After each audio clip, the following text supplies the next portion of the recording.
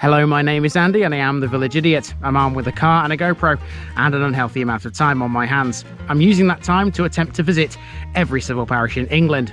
You're watching the Amber Valley series. There are 35 parishes in this beautiful slice of eastern Derbyshire. Here's one for your viewing pleasure.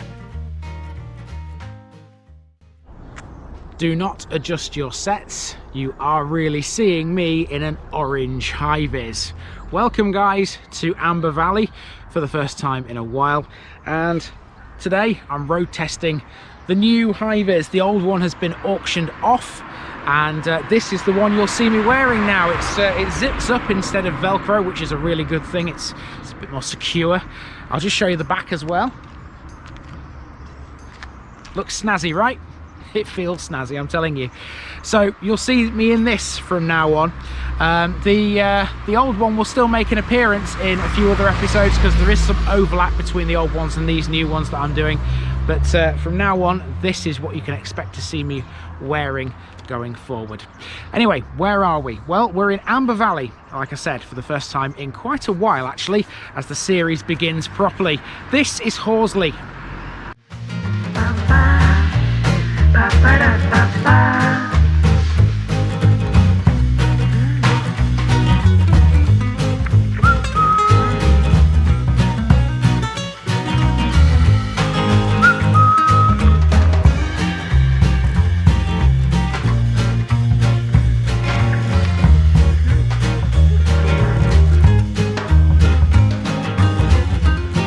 Here's my disclaimer for people who may be watching me for the first time. I say things as I would in my native accent and dialect. As a result, I may not pronounce things in the same way as the locals do. Remember, I'm a visitor. It's impossible to know everything. Leave me a comment, spin me a like, and bash that subscribe button. Let's get to today's parish video. Welcome back to Amber Valley, everyone. It's been a little while. The series starts here and now in your regular Wednesday slot for the next 30 odd weeks. To kick us off, we have Horsley, which lies to the east of the A38, 5 miles due north of Derby. To the locals, this is known as Ozzley. Horsley's parish boundaries also include Lower Kilburn and part of the hamlet of Coxbench too. Some of this script was hard to write because Horsley as a village doesn't have a great deal of recorded history. That said, it more than makes up for that with the landmarks it's got. Here there are 3 fountains positioned at either end and in the middle of the main village street. There's a fabulous story behind them. To the south of the village there's the ruins of a castle too, which goes back to the 12th century. The Horsley side of Coxbench also has a well, which I found quite interesting. There's a fabulous village green too, and one of the prettiest churches in Derbyshire. Amenities wise, Horsley can boast a brand new village hall which opened 4 years ago and proudly displays on its wall the names of those who sponsored its construction. There's also a pub too, called the Coach and Horses. A true Derbyshire village in every sense of the word. Within minutes of me parking up here, I was being greeted by the locals. So let's go and see what makes Horsley such a nice place to live.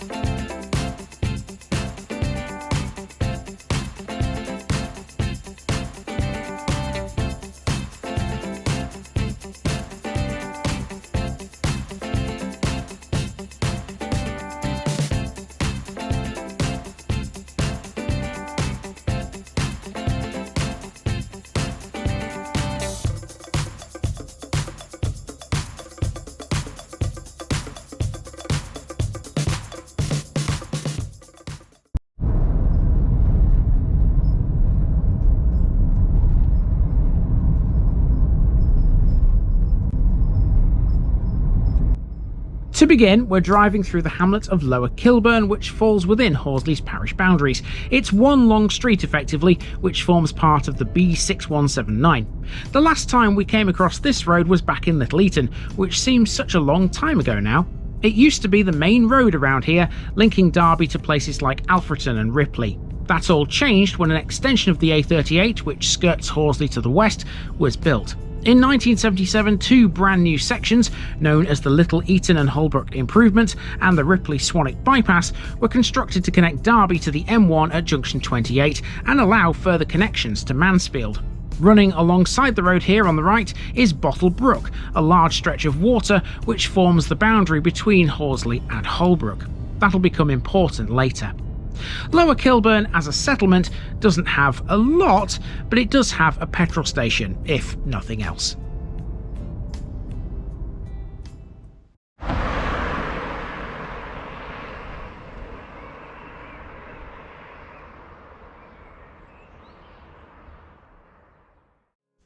Horsley is a linear village for the most part. It stretches for around half a mile from east to west, and it's at the eastern end we begin our route. Our first landmark is the village pub, called the Coach and Horses. Horsley also used to have a second pub called the Ship Inn, but that's been a private house for many years.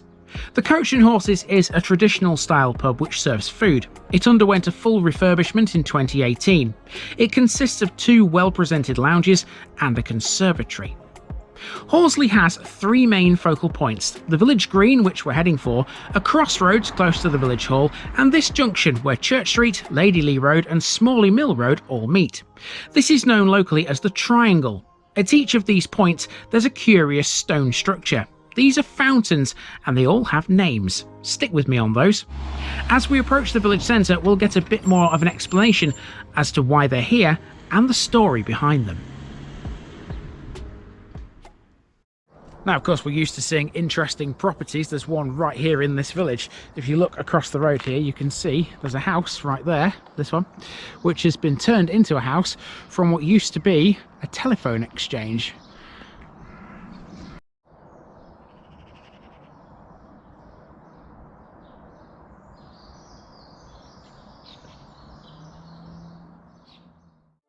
The main drag through the village is Church Street. Here's a bus stop which you can find outside the Coach and Horses. Despite the fact there's no services listed for this stop, a bit of digging revealed the number 138 between Belper and Langley. Whether or not this has been discontinued now, I'm not totally sure. Let's continue. Church Street is a nice mix of both old and new, and like the rest of the village, it sits within a conservation area which protects its most historic buildings.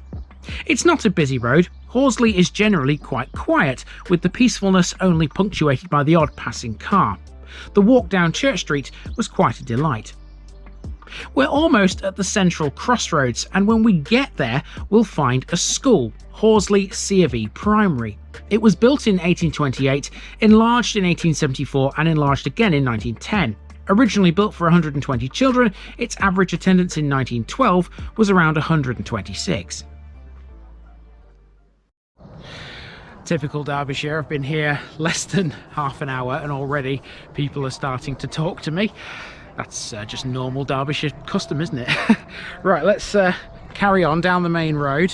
We're heading for the church and we're passing a pillar box here, and this one's from the time of George VI.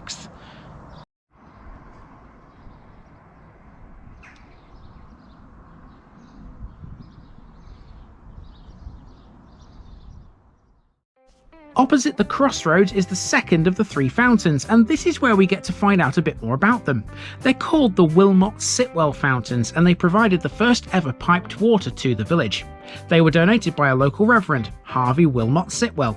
They each have their own individual name. This one is called Blanche, and the one back at the Triangle is called Rosamond.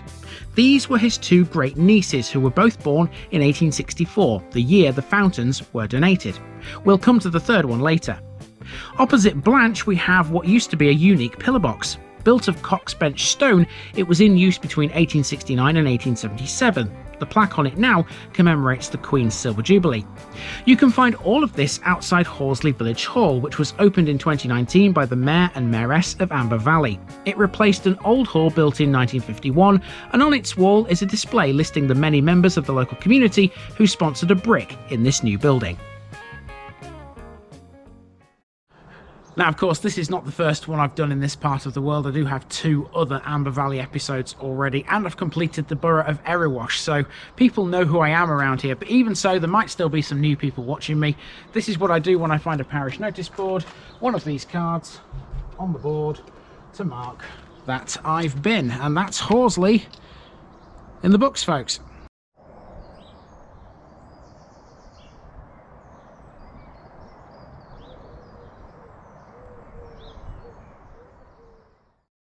We're starting to reach the western end now. It's such a small place, yet there's still so much to see, and we're not finished yet either. The road eventually splits into two pieces, with Church Street running alongside the green towards the church itself. As we approach the green, we're greeted by a former United Methodist chapel. That's the tall building you can see here. It's now a private house. The green itself used to be a garden owned by the Walters family, and now we're at it. And here we have Sophia, the third of the three fountains. This one is named after the Reverend Sitwell's wife. I reckon this one is the village centrepiece. It's the most obviously placed of the three. All three were restored some years ago with some help from the Heritage Lottery Fund and a few other organisations. There's no denying the green is the most beautiful part of this village either. Check out these stunning floral displays and the immaculately mown grass. Top notch. Okay, so once you get past that village green, you are then into the church, which is hiding away behind that big tree you can see there. There is a spire to this church, I promise you. You just can't see it. Let's go and find it and see what else is in there.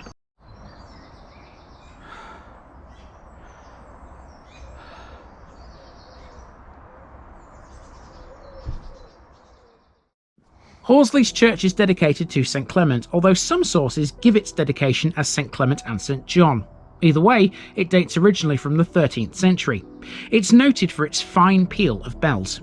It is, without a doubt, well worthy of its widespread recognition as one of the most pretty churches in Derbyshire. Like most of the village, it sits on a hill and is set amongst flowers and trees. It serves the communities of Coxbench and Kilburn, as well as Horsley itself. It has a strongly buttressed 14th century tower and spire, a pretty porch with a medieval crucifix, and a 15th century clerestory under a handsome parapet of battlements. The interior is wide and light. It contains a large octagonal font, an Elizabethan chalice, and scraps of ancient glass in one of its windows. The churchyard has some Commonwealth war graves, but the grave that caught my eye the most was this one, although its inscription was a little hard to read. Now, running down the side of the churchyard, you've got a footpath. Right here, look, you see? Amber Valley Routeways number 2. Public footpath to Coxbench, which is an interesting place because that is partly within Horsley's parish boundaries and partly within Holbrook's parish boundaries. So we're going to be ending this episode there in a bit. I'll show you what's on which side.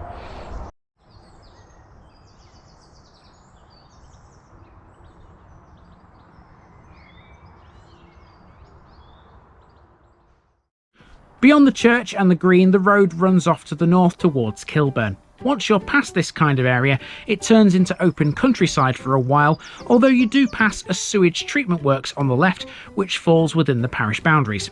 I'm led to believe by one local it can get a little aromatic around here. To complete the route, I headed back via the Dovecote, the street which runs alongside the school. That meant passing the phone box, which is now a book exchange. The Dovecote is generally a more modern area of housing built much later than the historic village core. At the end of this road, you're met with a path which takes you over a small area of rough ground. There's nothing on historic England about this area, but it did look quite earthworky. The path runs back to Church Street, emerging onto the road down the side of the house which was the telephone exchange. Nice place, Horsley, but we're not quite done with it yet. Okay, so we're back behind the village hall now to end the route around Horsley. Now you can see we've got a playground here in the middle distance, some goals there, there's obviously a football pitch just here. Perfect for the children to play in the summer or in the winter if they so desired. Now you can also see a row of trees over there, just here. Now behind those trees there's a big hill, and on top of that hill there used to be a castle, and that is today's special section. Located in some woodland and built into a boss of rock standing against the steep banks of the Bottle Brook are the remains of the 12th century Horsley Castle. It's important to note that it goes by at least two other names, one being Harriston and the other Horston, which itself can be spelt in at least two different ways.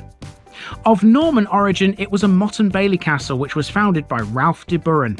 In the 13th century, King John built a stone castle, adding a keep, a chapel, a gatehouse and a barbican. In 1514, it was granted by Henry VIII to the Duke of Norfolk as a reward for services against the Scots. Later, it came into the possession of the Stanhope family. The castle is now a ruin and has been damaged by extensive quarrying. There are visible remains of the keep, although it's now largely overgrown. The most prominent features are a fragment of wall and the remains of a tower with a square mural chamber. It can be reached via a footpath from Sandy Lane. Now, as I mentioned earlier, part of Coxbench falls within Horsley Parish, the other half is within Holbrook. So what we're going to do now is we're going to take a drive between the two villages and catch Coxbench, and I'll show you where the boundary is.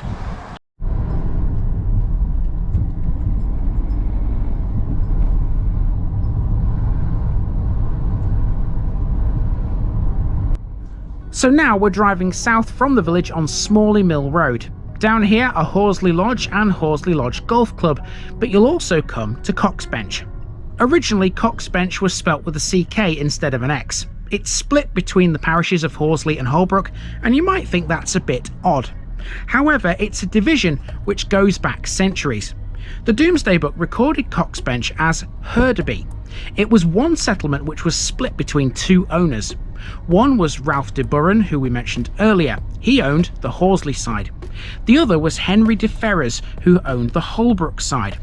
Although this division is almost 1,000 years old, even today's modern boundaries still reflect the historic ownership of the land. Now, far be it from me to suggest that this side of the hamlet has nothing of interest, as I'm sure it does, but all the really good stuff is on the Holbrook side. Well, apart from maybe one thing. And here we are on the boundary between the two, which is, as you can see, is the A38. A very rough boundary. It doesn't quite follow the A38, but it's sort of here. And so as you go beyond this bridge, you're in then to Holbrook. Now on the Horsley side, there's another landmark here. You've got a parish notice board, which may or may not get a card in a moment, but you've also got this, which is St Anthony's Well, erected in 1611 in a cottage garden and moved to its present site in 1979. It was regularly used by monks and the waters were said to have healing qualities. Where have we heard that before? They certainly like believing that water could heal things. Maybe it could. Maybe it could. It's magic water in Derbyshire after all.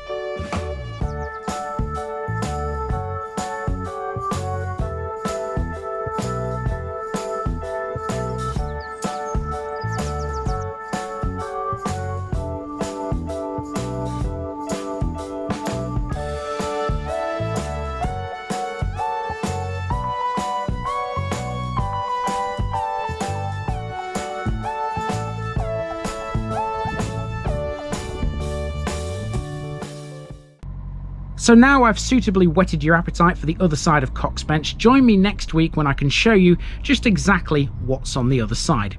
In any case, that's been Horsley, and I really hope you've enjoyed this one as much as I did. Let me know, by the way, what you make of the new orange high-vis. I'll see you next week.